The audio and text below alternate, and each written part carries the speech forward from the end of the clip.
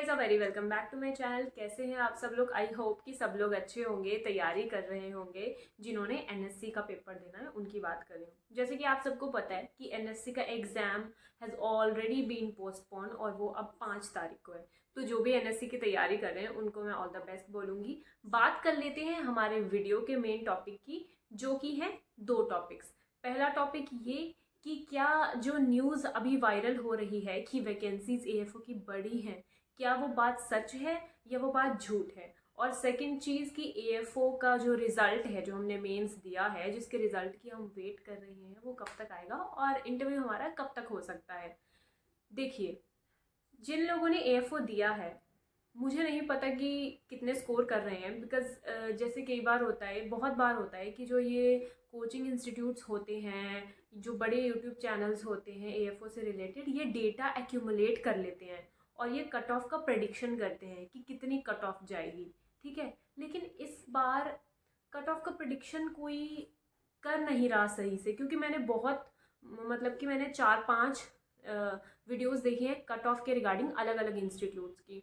तो मुझे समझ नहीं आ रहा कि हाँ, एक फेयर कट ऑफ क्या हो सकती है। तो ऐसे में बहुत ज़्यादा कंफ्यूजिंग हो जाती हैं चीज़ें, क्योंकि सब बच्चे कह रहे हैं कि पेपर टफ था। एट द सेम टाइम कुछ बच्चे ये भी कह रहे हैं कि पेपर मॉडरेट था।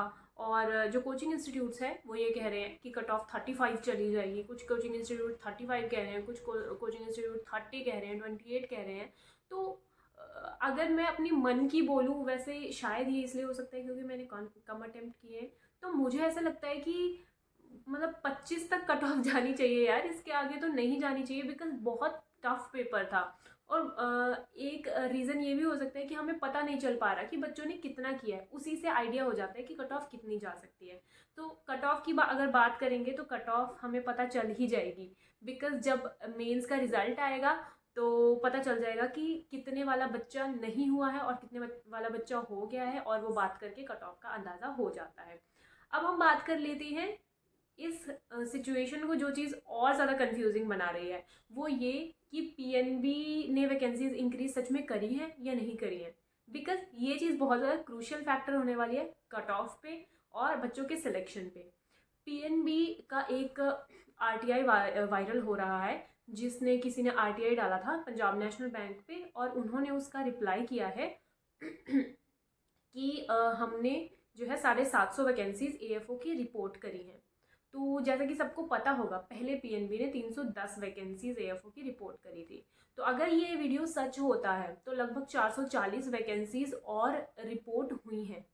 ठीक है, और 440 एक बहुत बड़ा नंबर है। मतलब 440 वैकेंसीज तो पहले भी नहीं थी। तो उस हिसाब से कट ऑफ के बहुत कम होने के चांसेस हो जाते हैं। अब बहुत सारे बच्चे ये कह रहे हैं कि ये फेक है, बहुत सारे बच्चे कह रहे हैं रियल है। तो देखो, मैं भी आपकी तरह एक कंटेंट, मतलब कि कंटेंट कंज्यूमर हूँ। मैंने बहुत सारी जगहों से कंटेंट कंज्यूम किया। कम से कम इसके 10 वीडियोस देखे अलग अलग, और मैं इस नतीजे पे पहुंची कि ये वाला जो क्या कहते हैं, जो ये आरटीआई वायरल हो रहा है, इसके ज़्यादा चांसेस है रियल होने के। 90% चांसेस है इसके रियल होने के। बिकॉज जो वीडियोस थे उनका रुझाव रियल वाली साइड में ज़्यादा जा रहा था। इवन कुछ वीडियोस ने भी तो ऐसे भी बोला था कि जो आरटीआई नंबर है, अब आरटीआई नंबर जो है वो डाल लो, और वो डाल के आप नेट पे चेक कर सकते हो जब आरटीआई आ जाएगा। ठीक है, और उन्होंने 2 सवाल पूछे थे आरटीआई में। पहला कि वैकेंसीज कितनी निकल रही हैं, और कितने लोग ऑलरेडी एएफओ लगे हुए हैं पीएनबी में। तो उन्होंने भी 1300 कुछ बोला था, और वैकेंसीज का 750 बोला था। अब जो लोग कह रहे हैं कि ये फेक है, वो लोग इस बिना पे ये कह रहे हैं कि वो कह रहे हैं, पहली बात कि आरटीआई में स्पेलिंग गलत है कुछ वैकेंसी की, या पता नहीं किस चीज़ की, किसी चीज़ की स्पेलिंग गलत है, तो ये फेक है बिकॉज स्पेलिंग्स गलत है। लेकिन आप ये देखो ना कि जो स्पेलिंग गलत है वो क्वेश्चन में गलत है। तो मतलब क्या वीक इंग्लिश वाला बच्चा आरटीआई नहीं डाल सकता? मतलब कि अगर उसने गलत स्पेलिंग लिख भी दी और आरटीआई डाल भी दी, तब भी पीएनबी ने रिप्लाई किया है, तो पीएनबी समझ गया ना अगर उसकी वैकेंसी में स्पेलिंग अगर गलत होगी या कुछ होगा तो वो क्वेश्चन में गलत है। वो पीएनबी के बिहाफ पे स्पेलिंग गलत नहीं है। अगर पीएनबी के बिहाफ पे स्पेलिंग गलत होती तो कह सकते थे कि हाँ, इतनी बड़ी ऑर्गेनाइजेशन है, ऐसे स्पेलिंग मिस्टेक नहीं कर सकती, बट वो जिसने आरटीआई डाला है उसके भी हाफ पे स्पेलिंग मिस्टेक है। तो इसको हम ऐसे नहीं बोल सकते कि हाँ ये फेक है इसीलिए है, ठीक है। और दूसरी बात ये कि कुछ बच्चे ये कह रहे हैं कि ये फेक है, मतलब फेक नहीं है, लेकिन शायद ये अगले साल की वैकेंसी के लिए कह रहे हैं कि हमने अगले साल के लिए 25 के लिए वैकेंसीज रिपोर्ट की हैं। तो अगर ये वाली बात को ध्यान में रखें तो जो स्क्रीनशॉट है, जो आरटीआई है, आप देख सकते होंगे, उसमें क्लियरली ये चीज़ मेंशन है कि सीआरपी 14 के लिए उन्होंने बोला है। सीआरपी 14 मतलब जो हम सीआरपी 14 दे रहे हैं वो सीआरपी 14 ही है, तो उसके लिए 750 वैकेंसी निकली है। हालांकि ये चीज़ पुख्ता तभी होगी जब आईबीपीएस की नोटिफिकेशन आ जाएगी कि वैकेंसीज हैज़ बीन इंक्रीज, जैसे कि हर साल आती ही है। फाइनल सिलेक्शन से पहले हर साल वैकेंसी इंक्रीज की नोटिफिकेशन आती ही है, चाहे वो 50 हो, चाहे 100 हो, चाहे 200 हो, वैकेंसी इंक्रीज की नोटिफिकेशन आती है। तो जब वो नोटिफिकेशन आ जाएगी तब ये चीज़ प्रॉपर वैलिडेट हो जाएगी कि हाँ सच है या झूठ है। और पीएनबी ने ये चीज़ खुद ही लिखी है कि हमने आईबीपीएस को अभी कैटेगरी वाइज बाइफर्केशन नहीं दिया है कि किस कैटेगरी के लिए कितनी सीट्स हैं, लेकिन अभी 750 वैकेंसीज आउट हैं पीएनबी में। तो ये एक बहुत बड़ा गोल्डन चांस है, बिकॉज हमारे अंदर ना ये वैकेंसी सुन के एक उम्मीद जाग जाती है, जो पहले हार मान चुके थे कि हाँ मेरा नहीं होगा, तो वो चीज़ एक उम्मीद जाग जाती है कि हाँ अगर इतनी वैकेंसीज बढ़ेंगी तो हो सकता है मेरा हो जाए। बिकॉज इसमें भी दो बातें हैं और वो डीप है काफ़ी। देखो, पहली बात कि प्री की जो कट ऑफ थी वो 51 गई थी, और वो इतनी हाई कट ऑफ गई थी, ज़्यादातर लोग बोल रहे थे वैकेंसी कम है इसलिए कट ऑफ हाई गई है। तो अगर वैकेंसी कम है तो 300 के हिसाब से ही बंदे शॉर्टलिस्ट हुए हैं मेंस में, ठीक है। तो आधे जो प्रॉपरली तैयारी कर रहे थे मेंस की वो प्री में ही रह गए, तो हमारा कंपटीशन थोड़ा सा कम हो गया, ओके। ऑल्सो जो क्लर्क वाले बच्चे, पीओ वाले बच्चे, अगर उन्होंने ऐसे बात बात के लिए एसओ दिया होगा और वो क्लियर हो भी गए होंगे तो वो मेंस में आके कुछ नहीं कर पाएंगे, तो वो भी कंपटीशन हमारे उससे चला गया, ठीक है। तो अगर 350 वैकेंसीज थी और 350 वैकेंसीज में 3500 बच्चा ही शॉर्टलिस्ट हुआ है, तो हमारे लिए और भी अच्छा है, बिकॉज उस 3.5 में से ही पहले 350 जाना था और अब उस 3500 में से ही 750 जाएगा, 750 नहीं 800 जाएगा, बिकॉज 310 वैकेंसीज थी और फिर 25-26 वैकेंसीज और भी थी, 336 वैकेंसीज थी शायद, है ना। तो उस जो हम बच्चे हैं, जो हमारा बच्चों का एक ग्रुप है जिन्होंने मेंस दिया है, उन्हीं में से ज़्यादा बच्चे सेलेक्ट होंगे। लेकिन जनरली अब इस चीज़ में भी कन्फ्यूजन है, क्योंकि आईबीपीएस हमेशा से, आईबीपीएस को पता है वैकेंसी इंक्रीज होनी होती है, तो वो 10% बच्चे नहीं शॉर्ट लिस्ट करता। ऐसा सुना गया है कि वो ज़्यादा परसेंटेज ऑफ बच्चे, 10 गुना से ज़्यादा बच्चे शॉर्ट लिस्ट करता है, क्योंकि पिछले बार भी आपने देखा होगा इंटरव्यू कितने बच्चे शॉर्टलिस्ट हुए थे इंटरव्यू में, और फाइनल सिलेक्शन शायद 700-800 बच्चों का था, और पता नहीं 6700 बच्चों ने इंटरव्यू दिया था। तो वो थोड़ा सा वो हो गया था कि आईबीपीएस सोचता है कि बाद में वैकेंसी बढ़ जाएगी तो वो ज़्यादा बच्चों को शॉर्टलिस्ट करके रखता है, तो कंपटीशन ज़्यादा रहता है। लेकिन क्योंकि कट ऑफ 51 गई है, तो ऐसे लग रहा है कि इस बार आईबीपीएस ने शायद ज़्यादा बच्चे शॉर्टलिस्ट नहीं किए होंगे, या किए होंगे तो वो बहुत ज़्यादा तादाद में नहीं किए होंगे, थोड़े से एक्स्ट्रा रखे होंगे।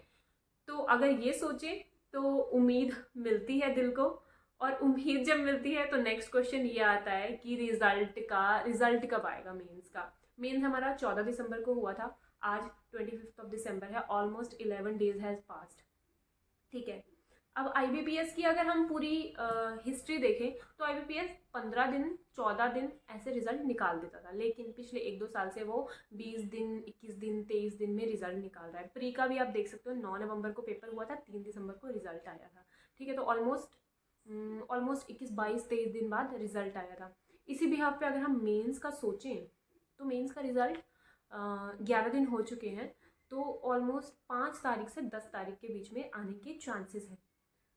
पहले हमें पता रहता था रिज़ल्ट कब आएगा, बिकॉज इंटरव्यू की डेट नोटिफिकेशन में मेंशन होती थी कि जैसे लास्ट फेब में होगा या मार्च में होगा, फर्स्ट वीक में।